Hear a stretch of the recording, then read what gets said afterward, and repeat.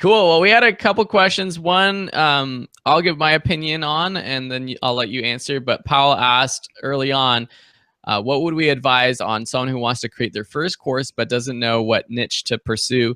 What do you choose if you are a jack of all trades? That's a great question. And I have a few different answers. Hopefully, you'll kind of pick one that suits you best. But I think if you don't have an online course, what I've always said, and Dave knows, is that just pick something you're most passionate about and create a course on it so that you can figure out if it's something that you even like. Creating the course content, making the videos, editing the videos, putting it up on platforms. If you're passionate about it, you're going to teach it better. People are going to like that better.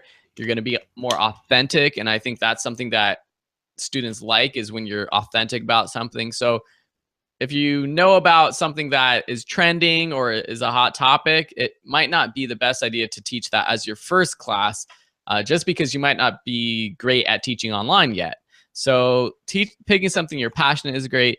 There's ways that you can, if you're just a jack of all trades and you're passionate about a lot of things and you want to pick the one that might make the most money, there's ways to sort of validate. And the easiest right now anyways is going on Udemy and using the Insights feature. You have to be an instructor to get access to the Udemy Insights feature. And for people who are listening, let me know if any of you don't know what the Insights feature is, and we can kind of walk through it or explain it a little bit more. But once you have access to that, you can search topics, and it gives you a rough idea on how many courses are on this topic, how much money people are making from this topic, if there's an opportunity, meaning if there's a lot of interest versus not as many courses in that topic. So that tool is something that for new instructors, it's great because you can find kind of topics that still need to be taught. There's the other ideas of just searching and seeing if a topic is valid, like seeing if there's a lot of YouTube content, Amazon Kindle books on a topic. But at the end of the day, I'm a fan of just picking what you're most passionate about. And I say that though with one caveat, and that's think about what you might be passionate about in the long run and what you can build a bigger business off of. And things might change, but I would rather have you pick a topic that you can see creating more content around, creating a website around, creating a YouTube channel around, coaching around, doing coaching for this topic.